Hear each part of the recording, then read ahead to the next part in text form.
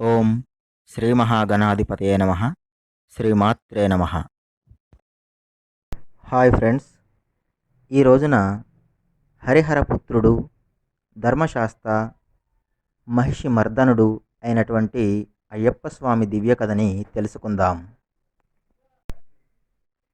పూర్వం సత్యలోకంలో భారతీదేవి అంటే సరస్వతీదేవి అన్నమాట. అలాగే కైలాసంలో పార్వతీదేవికి సతులందరిలో కూడా మహాపతివ్రత ఎవరు అనే సందేహం వచ్చింది. అప్పుడు శివుడు, బ్రహ్మ వారి భార్యలైనటువంటి పార్వతీ సరస్వతులను వెంటబెట్టుకొని వైకుంఠానికి వెళ్ళి శ్రీ మహావిష్ణువుకి తమ భార్యల సందేహాన్ని వెల్లడించారు. అప్పుడు శ్రీ మహావిష్ణువు సతుల అందరిలోనూ అనసూయ మహాపతివ్రత అని తెలిపాడు. ఆ మాటకి పార్వతీ, లక్ష్మీ సరస్వతులు అనసూయని పరీక్షించమని అడిగితే ఆ త్రిమూర్తులు అనసూయ అత్రి ఆశ్రమానికి వెళ్ళి భిక్షాటకులుగా మారి భవతి భిక్షాందేహి అని ఇంటి ముందర నిల్చున్నారు. అప్పుడు అనసూయ మాత్రమే ఆశ్రమంలో ఉంది. అత్రి మహర్షి ఆశ్రమంలో లేరు. అప్పుడు అనసూయ వారిని లోనికి రమ్మని భోజన ఏర్పాట్లు చేయబోగా ఆ త్రిమూర్తులు అనసూయతో, మాకు ఒక నియమం ఉంది, మాకు భోజనం వడ్డించాలంటే నగ్నదేహంతో వడ్డించాలి అని చెబుతారు. ఆ మాట విన్న అనసూయ వచ్చిన వారు సామాన్యులు కారు అని తలచుకొని తన కమండలంలోని నీటిని చేతిలోకి తీసుకొని తన భర్త అయినటువంటి అత్రి మహర్షిని తలుచుకొని ఆ నీటిని ఆ ముగ్గురిపై చల్లింది. వెంటనే ఆ ముగ్గురు కూడా పసిపిల్లలుగా మారిపోయారు. అప్పుడు వారి నియమం ప్రకారం నగ్నదేహంతో వారిని ఎత్తుకొని భోజనం తినిపించి ముద్దాడి ఊయలలో పడుకోబెట్టి మరలా వస్త్రాలు ధరిస్తుంది. అప్పుడు పార్వతీ, లక్ష్మీ సరస్వతులు ఊయలలో పసిపిల్లలుగా ఉన్న వారి భర్తలను చూసి కంగారు పడి మహాసాధ్వి అయినటువంటి అనసూయని ప్రతిభిక్ష పెట్టమని కోరగా ఆమె కరుణించి కమండలంలోని నీటిని తీసుకొని తన భర్త అత్రి మహర్షిని తలుచుకొని ఆ నీరు ఆ ముగ్గురు బాలురపై చల్లగానే వారు మరలా త్రిమూర్తులుగా మారారు. అప్పుడు పార్వతీ, లక్ష్మీ సరస్వతులు సతీ అనసూయనే మహాపతివ్రత అని నమ్మారు. అప్పుడు త్రిమూర్తులు అనసూయని ఏదైనా వరం కోరుకోమని చెబుతారు. అప్పుడు అనసూయాదేవి, మా ఆయన కోరికయే నా కోరిక, త్రిమూర్తుల అంశతో మాకు ఒక కుమారుడు కావాలి అని అంటుంది.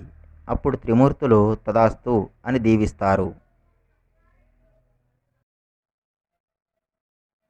అత్రి, అనసూయ దంపతులకి త్రిమూర్తుల అంశతో జన్మించిన జగద్గురువే శ్రీ దత్తాత్రేయుల వారు.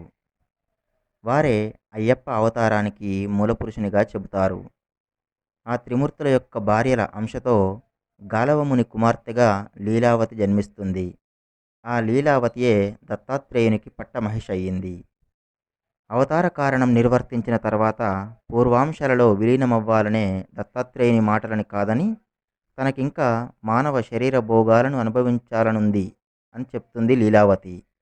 అంతేకాకుండా మాటిమాటికి నీ మహిషి మనసు తీర్చవా అంటూ అదే పనిగా మాట్లాడడంతో దత్తాత్రేయుడు విసుగు చెంది, మాయదారి కామంలో పడి మాటిమాటికి మహిషి మహిషి అని పలుకుతున్నావు కాబట్టి నిజంగానే మహిషి వైపో అని శపిస్తాడు.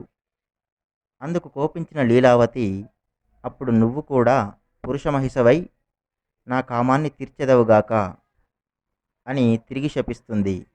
ఇలా శాపకారణంగా లీలావతి మహిషిగా జన్మించి ముల్లోకాలను అల్లకల్లోలం చేయసాగింది. దేవతలు మహిషి దుశ్చర్యలకు బాధ చెంది శ్రీ మహావిష్ణువుకి మొరపెట్టుకున్నారు. నారద మునీంద్రుని సలహా మేరకి ఒక ఉపాయం ఆలోచించి సుందరమైన మహిష రాజముగా అవతరించాల్సిందిగా దత్తాత్రేయుణ్ణి దేవతలు కోరారు. దేవతల కోరిక మేరకు దత్తాత్రేయుడు సుందర మహిషంగా మారాడు. ముల్లోకాలు సంచరిస్తున్నటువంటి మహిషి ఒకనాడు సుందరంగా ఉన్న మహిషరాజును చూసి పరవశం చెంది వలచి మహిషరాజు వెంటబడింది. మహిషరాజు అదే అదనుగా భావించి భూలోకానికి పరిగెత్తాడు. మహిషరాజును చూసి వెంబడించిన మహిషి భూలోకం చేరి ఐహిక వాంఛలలో పడి దేవతలను, మానవులను హింసించడం మానేసింది. ఈ పరిణామానికి అందరూ సంతోషించారు. అప్పుడు రాక్షసుల రక్షణ కోసమై శుక్రాచార్యుడు మిథునయాగం చేయగా మహిషికి పట్టిన కామం మెల్లిమెల్లిగా తగ్గిపోయింది. అప్పుడు ఆ సుందర మహిషం తిరిగి త్రిమూర్తులలో విలీనమైంది. అంతటితో మహిషి అది దేవతలు చేసిన పనిగా భావించి దేవతలపై కక్ష సాధించడానికి బ్రహ్మదేవుని కొరకు ఘోర తపస్సు చేసింది. మహిషి తపస్సుకి భూమి అల్లాడిపోయింది. కాలం ఆగిపోయింది. అప్పుడు ఒళ్ళంతా కూడా కన్నులు కలిగినటువంటి ఇంద్రునికి బాధతో తన కన్నుల నుండి వస్తున్నటువంటి నీరుకి ఇంద్రునికి స్నానం చేసినంత పనైంది. అప్పుడు మన్మధుడు ఇంద్రుణ్ణి ఊరడించి మహిషి తపస్సును భంగం చేయడానికి భూమి మీదకు వస్తాడు. తన వద్ద ఉన్నటువంటి చెరకు విల్లు నుండి ఒక పూలబాణం మహిషిపై వేస్తాడు. అప్పుడు మహిషి తపస్సు భంగం అవుతుంది. మహిషి మన్మధుడిని చూస్తుంది. మన్మధుడు అక్కడ నుండి అదృశ్యమవుతాడు. అప్పుడు మహిషి, ఓ దేవేంద్ర, మహర్షుల తపస్సు భంగం చేయడానికి రంభ, ఊర్వశి, మేనకలను పంపినట్లుగా నా తపస్సును భంగం చేయడానికి ఈనాడు మన్మధుణ్ణి పంపావా? చూడు, నా ప్రాణాలు అర్పించైనా బ్రహ్మ సాక్షాత్కారం పొందుతానని తన తల ఖడ్గంతో ఖండించుకోబోతుంటే అప్పుడు బ్రహ్మ ప్రత్యక్షమవుతాడు. మహిషి, నీ తపస్సుకి మెచ్చాను. ఏం వరం కావాలో కోరుకో అని అంటాడు బ్రహ్మ. అప్పుడు మహిషి తనకి చావులేని వరం ఇమ్మంది. అప్పుడు బ్రహ్మ అది తనకి అసాధ్యమని, కావాలంటే ఎవరి చేత మరణం కావాలో కోరుకుంటే ఆ వరాన్ని మాత్రం ఇవ్వగలనని చెప్తాడు. అప్పుడు మహిషి ఒక పన్నాగం పన్ని, అయితే విధాత హరిహర సంభవుడు అయోనిజుడిగా పుట్టి 12 సంవత్సరాల పాటు ఒక మానవరాజును సేవించిన కుర్రాడి చేతిలో నా మేని పులపరం తీరే విధానంలో మరణాన్ని అనుగ్రహించమని కోరుతుంది. అప్పుడు బ్రహ్మ తదాస్తు అని అదృశ్యమవుతాడు. అప్పుడు మహిషి ఇలా అనుకుంది, హరిహరుల సంపర్కం ఏమిటి? వారికి అయోనిజుడిగా కొడుకు పుట్టడమేమిటి? అలాంటి వాడు భూలోకంలో మానవరాజును సేవించడం ఏంటి? వాడు కుర్రాడిగా ఉంటే నన్ను చంపడమేంటి? ఈ బ్రహ్మకి 4 తలలున్నాయి, కానీ నేను కోరిన వరంలో మర్మం ఆ 4 తలకాయల్లో ఒక్క తలకి కూడా తట్టలేదు. ఆ బ్రహ్మ కన్నా నా గేదె బుర్రే నయం. ఇక నాకు చావు లేదు అని దృఢంగా నిశ్చయించుకుని మళ్ళీ ముల్లోకాల మీద విజృంభించింది మహిషి. దేవలోకానికి వెళ్ళి ఇంద్రుణ్ణి పదవీభ్రష్టుని చేసి దేవలోక సింహాసనం అధిష్ఠించింది. మహిషల సేనతో దేవతలని, మానవులని కూడా ఇష్టం వచ్చినట్లు బాధించసాగింది. దేవతలు, మహర్షులు మహిషి దుశ్చర్యలకు బాధ చెంది బ్రహ్మలోకానికి తరలి వెళ్ళి బ్రహ్మదేవుణ్ణి ప్రార్థించగా బ్రహ్మదేవుడు మహిషి వరం గురించి తెలిపి శివుణ్ణి, శ్రీ మహావిష్ణువుని ప్రసన్నం చేసుకోమని సలహా ఇస్తాడు. అప్పుడు దేవతలందరూ కూడా కైలాసానికి వెళ్ళి శివునికి మహిషి గురించి, బ్రహ్మదేవుడు ఇచ్చిన వరం గురించి తెలియజేశారు. అప్పుడు పరమశివుడు హరిహరపుత్రుడు ఎలా ఉద్భవిస్తాడా అని ఆశ్చర్యం చెంది శ్రీ మహావిష్ణువుని దర్శించడానికి దేవతలు, మహర్షులతో వైకుంఠానికి వెళ్తాడు. అప్పుడు శ్రీ మహావిష్ణువు లక్ష్మీదేవితో వైకుంఠంలో నారదునితో ముచ్చటిస్తూ ఉంటాడు. ఆ సమయాన శివుడు, సమస్త దేవతలు, మహర్షులు ఒకేసారి అచ్చటకు రావడం చూసి వారిని సాదరంగా ఆహ్వానిస్తాడు విష్ణువు. దేవతలు శ్రీ మహావిష్ణువుకి మహిషి ఆగడాలు వివరించి హరిహర సంభవుడు తప్ప వేరెవ్వరి చేత మృత్యువు లేకుండా వరం పొందిన సంగతి చెప్పారు. ఈ వార్త విని శ్రీ మహావిష్ణువు ఇది అసంభవం అని పలికాడు. అప్పుడు నారదుడు నవ్వి విష్ణువును చూసి, దేవాసురులు క్షీరసాగర మదనం చేస్తున్నప్పుడు హాలాహలము పరమేశ్వరుడు స్వీకరించి మత్తులో పడి ఉండగా అమృతం ఉద్భవించిన సంగతి వివరించాడు. పరమశివుడు కుతూహలంగా వినడం గ్రహించిన నారదుడు మోహిని అవతారం గురించి వివరంగా చెప్పసాగాడు. క్షీరసాగర మదనంలో ఉద్భవించిన అమృత భాండంని రాక్షసులు దొంగిలించి పంచుకోవడానికి సిద్ధపడినప్పుడు వారి నుండి అమృత భాండం తిరిగి పొందడానికి శ్రీ మహావిష్ణువు అపురూప సౌందర్య రాశిగా కన్నులు మిరుమిట్లు గొలిపేలా మోహిని రూపం దాల్చి అమృతాన్ని రాక్షసుల నుండి దొంగిలించి దేవతలకు పంచి ఇచ్చిన ఉదంతాన్ని చెప్పాడు నారదుడు. పరమశివుడు ఆసక్తిగా మోహిని వృత్తాంతం వినడం నారదుడు చూసి భస్మాసురుణ్ణి సంహరించడానికి మోహిని రూపం దాల్చిన శ్రీ మహావిష్ణువు సౌందర్యం గురించి, నాట్యభంగిమల గురించి కన్నులకు కట్టినట్లుగా వివరించి సవివరంగా చెప్పాడు. అప్పుడు శివుడు శ్రీ మహావిష్ణువుని ఒక్కసారి మోహిని అవతారం ఎత్తి ఆ సౌందర్యమూర్తిని ఒక్కసారి తనకు చూపించాల్సిందిగా కోరాడు. విష్ణువు మోహిని అవతారం మరలా దాల్చడానికి అంగీకరించలేదు. కానీ సమస్త దేవతలు, మహర్షుల కోరికపై శ్రీ మహావిష్ణువు మోహిని అవతారం మరలా ఎత్తక తప్పలేదు. మోహిని అపురూప సౌందర్యానికి పరమశివుడు ముగ్ధుడై మోహిని వెంటపడ్డాడు. పరమశివుని తేజస్సుతో హరిహరసుతుడు మోహిని దోసిటిలో ఉద్భవించాడు. హరిహరుల తేజస్సుతో ఉద్భవించిన ఆ బాలకుణ్ణి పరమశివుడు కైలాసానికి తోడ్కొని పోయి ధర్మశాస్త్ర అన్న నామకరణం చేశాడు. పార్వతీదేవి ఆ బాలుణ్ణి ప్రేమగా పెంచసాగింది. ధర్మశాస్త్రకు యుక్త వయస్సు రాగానే పూర్ణ, పుష్కల అనే దేవకన్యలతో వివాహం చేశారు.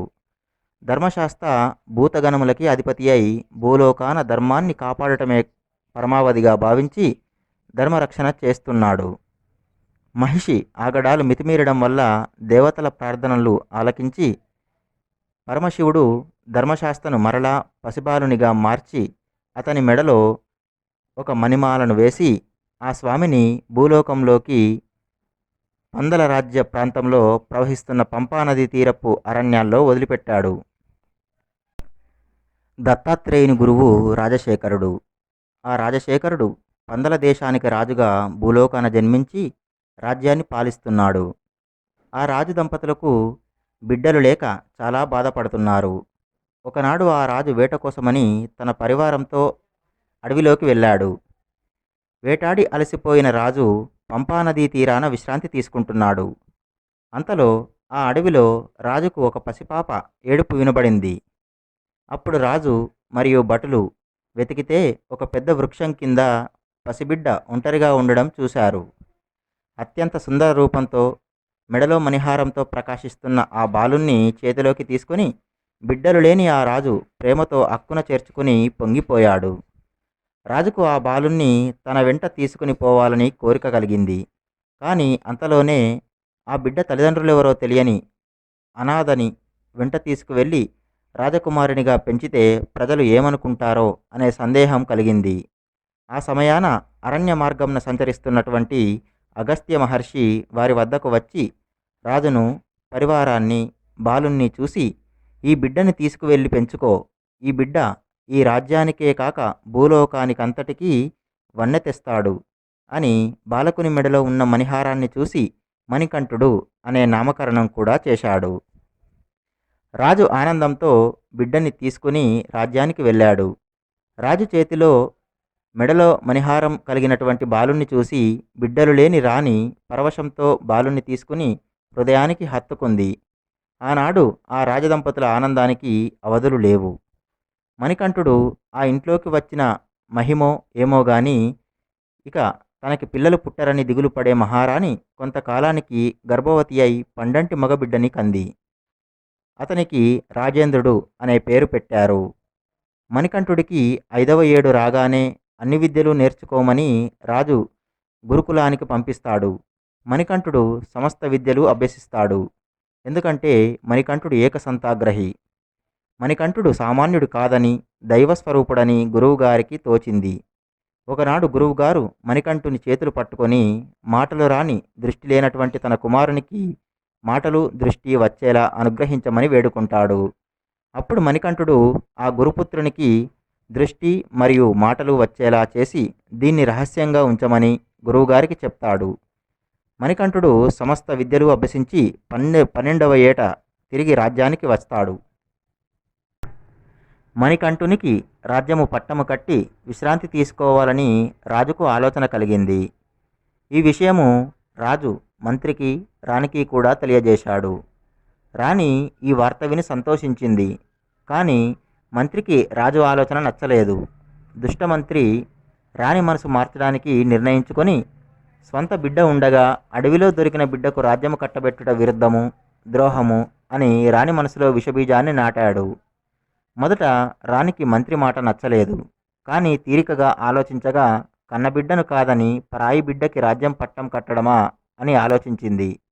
వెంటనే మంత్రికి కబురంపి మణికంఠుని పట్టాభిషేకం జరగకుండా ఉపాయం చెప్పమని మంత్రిని సలహా కోరింది.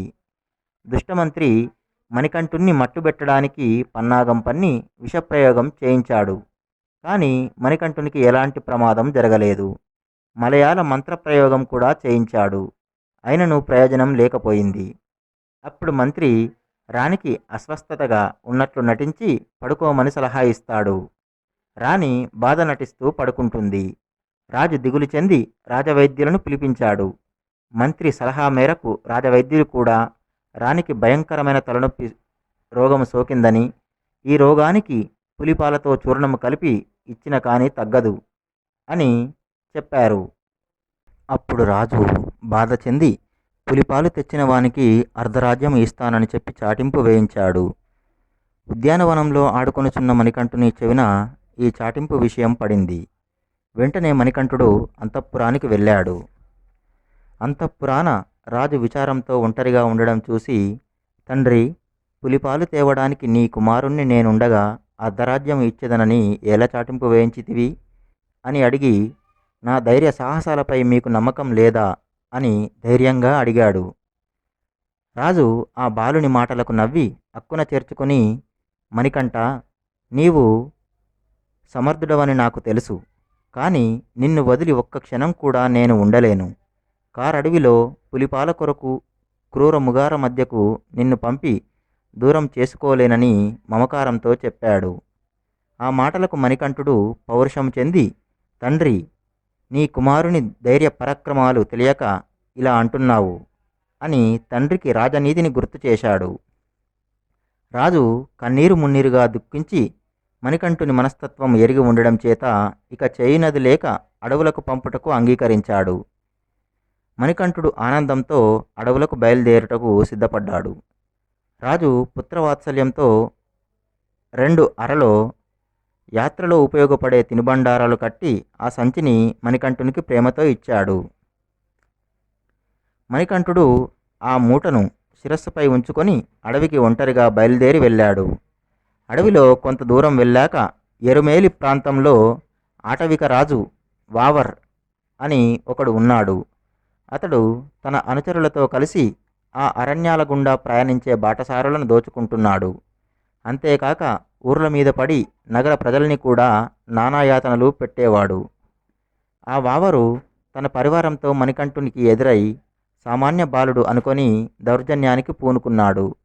మణికంఠుడు తన శక్తి సామర్థ్యాలతో వారిని పాదాక్రాంతులుగా చేసుకున్నాడు. వావర్ మణికంఠుని శక్తి గ్రహించి స్వామితో స్నేహం కోరి అతని వెంట అడవికి వచ్చేదనని పలికాడు. స్వామి వారిని వారించి వావర్ కోరికపై ఆ రాత్రి అక్కడే విశ్రమించి స్వామి వావర్తో సమానంగా నృత్యము చేసి ఆనందంతో కేరింతలిడెను. మరునాడు మణికంఠుడు తిరిగి ఒంటరిగా కార్యము సాధించాలని చెప్పి వారిని అక్కడే ఉండి సన్మార్గంలో ప్రవర్తించి ఎవ్వరికీ ఎలాంటి హాని చేయవద్దని ఆదేశించి ప్రయాణము సాగించాడు. వావరస్వామి అయ్యప్పల స్నేహానికి గుర్తుగా నేడు ఎరిమేలిలో ధర్మశాస్త్ర వావరస్వామి ఆలయాలు వెలిశాయి. అక్కడి నుండి మణికంఠుడు అడవిలోకి కొంత దూరం వెళ్ళిన తర్వాత ఆకాశ మార్గాన పయనించుతూ దేవతలను హింసిస్తున్నటువంటి మహిషి కనబడింది. అప్పుడు స్వామివారికి తాను భూలోకంలో అవతరించిన కారణం గుర్తుకు వచ్చింది. మహిషి సంహారానికి సమయం ఇదే అని గ్రహించి ఒక్కసారి మణికంఠుడు ఆకాశానికి ఎగిరి మహిషితో యుద్ధానికి తలపడ్డాడు. మణికంఠుడు మహిషిని చిత్రహింసలకు గురిచేసి ధైర్య సాహసాలతో పోరాడి చివరికి మహిషిని సంహరించి ఆకాశం నుండి భూలోకమునకి మహిషి శరీరాన్ని విసిరాడు. మహిషి శరీరం కేరళలో ఉన్న పడమటి కనుమలలో అలుదా అనే ప్రదేశంలో భూమిపై పడింది. ఆనాడు మహిషి శరీరమే నేడు అలుదామేడుగా రూపం దాల్చింది. మహిషి కాలిగిట్టలు ఎరిమేలి వరకు వ్యాపించాయి. ఆమె దేహం భూమిపై పడగానే మణికంఠుడు కూడా భూమిపైకి దిగి మహిషి శరీరంపైకి ఉరికి ఆనంద పారవశ్యంతో నాట్యం చేశాడు. ఆ నృత్యాన్నే పార్వతీ పరమేశ్వరులు కాలికట్ట వద్దకి వచ్చి నందివాహనంపై కూర్చొని చూసినట్లుగా పురాణాలు చెబుతున్నాయి. మణికంఠుని స్పర్శ తగలగానే మహిషిలో జ్ఞానోదయం అయి పూర్వజన్మ వృత్తాంతం అంతా కూడా గుర్తుకు వచ్చి ఆమె చేసిన దారుణాలు పాపాలు తలపోసుకుని దుఃఖించింది. ఆమె కన్నుల నుండి కారిన నీరే అలుదా నదిగా మారి ప్రవహిస్తున్నట్లు పురాణాలు చెబుతున్నాయి. మహిషికి స్వామివారి పాదాల స్పర్శ వల్ల శాప విమోచనం కలిగి మరల లీలాదేవి రూపం దాల్చింది. స్వామివారి సుందర రూపం చూసి తన్మయత్వంతో మణికంఠుని వివాహం చేసుకోమని కోరింది. స్వామి ఆమె అమాయకత్వానికి జాలిపడి, ఈ అవతారమున నేను అస్ఖలిత బ్రహ్మచారిగా ఉండడం చేత వివాహం జరగడం అసంభవమని తెలిపాడు. అంతా ఆమె తన అవివేకానికి చింతించి స్వామి పాదాలపై పడి క్షమించమని ప్రార్థించింది. స్వామి ఆమె ప్రార్థన మన్నించి, శబరిమలైలో నన్ను కొలుచుటకు వచ్చిన భక్తులందరితో మాలికాపురత్తమ్మ లోకమాత అనే పేరుతో పూజించబడతావని ఆమెకు వరమిచ్చాడు. మహిషి సంహార వార్త విన్నటువంటి దేవతలు అమితానందభరితులై, దేవేంద్రుడు సమస్త దేవతలు భూలోకానికి వచ్చి మణికంఠుని కీర్తించి స్తుతించారు. మణికంఠుడు సంతోషంతో సమస్త దేవతలను, దేవేంద్రుణ్ణి ఆశీర్వదించి దేవేంద్రుణ్ణి తిరిగి యథాతథంగా దేవలోకమును ఏలుకోమని అనతిచ్చాడు. వారు స్వామిని కూడా దేవలోకానికి రమ్మని ఆహ్వానించారు. అప్పుడు స్వామివారు తాను అడవికి వచ్చిన కారణము, పులిపాల కథ అంతా చెప్పాడు. ఈ వార్త విన్న దేవేంద్రుడు, దేవతలు కూడా పులులుగా మారి స్వామిని పులివాహనంగా స్వీకరించమని కోరి పందల రాజ్యానికి బయలుదేరారు. పులివాహనుడై వస్తున్నటువంటి మణికంఠుని వెనక వస్తున్నటువంటి పులుల మందని చూసి పందల దేశ ప్రజలు భయపడ్డారు. ఈ వార్త అంతఃపురం వరకు వ్యాపించటం వల్ల రాజుగారు, మంత్రి, రాణి అంతా భయ సంభ్రమాలతో గజగజలాడుతూ మణికంఠునికి ఎదురు వెళ్ళారు. మణికంఠుడు చిరు దరహాసంతో పులిపై నుండి దిగి కావలసినన్ని పాలు పితుక్కొని తల్లికి వైద్యం చేయించమని రాజుతో పలికాడు.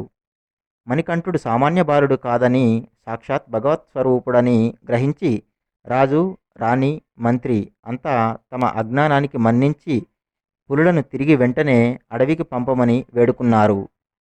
స్వామి ఆజ్ఞ మేరకు పులులన్నీ కూడా తిరిగి దేవతారూపములు దాల్చి స్వామి వద్ద నుండి సెలవు తీసుకొని అంతర్ధానమయ్యారు. అప్పుడు పందల రాజ్యరాజు రాజశేఖరుడు మణికంఠుణ్ణి పుత్రవాత్సల్యంతో కౌగిలించుకుని దుఃఖించాడు. మణికంఠుడు తండ్రి కౌగిలి నుండి తొలగి తమ్మునికి రాజ్యపట్టాభిషేకం చేయమని, తపస్సు చేయడం కోసం తాను అడవులకు వెళ్తున్నట్లుగా రాజుకు చెబుతాడు. ఆ వార్త విన్న రాజు విస్మయంతో 12 సంవత్సరాలు కన్న కొడుకు కన్నా ఎక్కువగా పెంచిన పితృవాత్సల్యం ఒక్కసారిగా గుర్తుకు రాగా స్వామిని వదిలి ఒక్క గడియ అయినా ఉండలేనని పసిబాలుని వలె విలిపించాడు. మణికంఠుడు తండ్రి అశ్రువులు మెల్లిగా తుడిచి ఓదార్చి తమ్మునికి రాజ్యమునప్పగించి ప్రశాంత జీవితాన్ని గడపమని సలహా ఇస్తాడు. కానీ రాజు పదే పదే నిన్ను చూడకుండా ఉండలేనని చెప్పడం వల్ల అప్పుడు మణికంఠుడు సంవత్సరానికి ఒక్కసారి మకర సంక్రాంతి నాడు జ్యోతి రూపమున దర్శనమిస్తానని, మీరు నా పట్టాభిషేకానికి చేయించిన ఆభరణాలను ఆనాడు ధరించి నన్ను చూసుకోమని చెప్తాడు. అప్పుడు రాజు స్వామివారిని నీవు ఉండే స్థలాన్ని సెలవివ్వమని కోరితే మణికంఠుడు ధనస్సు నుండి ఒక బాణాన్ని సంధిస్తాడు. అది వెళ్ళి శబరిగిరి వద్ద పడడం వల్ల స్వామి ఆ స్థలాన్నే తన నివాసయోగ్యమైన స్థలంగా నిర్ణయించి అక్కడే తనకు దేవాలయం నిర్మించాల్సిందిగా కోరతాడు. రాజు, రాణి, దేశ ప్రజలందరూ కూడా దుఃఖంతో విలపిస్తూ ఉండగా మణికంఠుడు అయ్యప్పగా మారి సమస్త ఆభరణాలను విసర్జించి సామాన్య మానవునిగా అడవికేగాడు. అయ్యప్ప స్వామి అడవిదారిలో పంబానది దాటిన తర్వాత రామావతారం నుండి మోక్షప్రాప్తికై నిరీక్షిస్తున్నటువంటి శబరికి మోక్షప్రాప్తి కలుగజేస్తాడు. ఇప్పుడు ఆ ప్రదేశమే శబరీపీఠంగా పిలువబడుతున్నది. ధర్మశాస్త్రగా అవతరించి స్వామి భూలోకాన మణికంఠుడిగా జన్మించి చివరకు అయ్యప్పగా మారి శబరిగిరి చేరి అక్కడ తన నివాస స్థలం ఏర్పరచుకుని స్వామి తపస్సు చేయుచు శబరిగిరిలోనే అంతర్ధానమైనట్లు పురాణాలు చెబుతున్నాయి. రాజు, రాణి, ప్రజలు అంతా కూడా అయ్యా, అప్ప అని సంబోధించడం చేత స్వామివారి పేరు అయ్యప్పగా మారింది. శబరిగిరివాసుడై వెలుగుచున్న అయ్యప్ప స్వామి మకర సంక్రాంతి నాడు జ్యోతి రూపమున నేటికి దీక్షతో నిష్ఠాగరిష్ఠులైనటువంటి భక్తకోటికి దర్శనమిచ్చి కలియుగ దైవంగా వెలుగొందుతున్నాడు. ఇది ధర్మశాస్త్ర అయినటువంటి అయ్యప్ప దివ్య కథ. స్వామియే శరణమయ్యప్ప.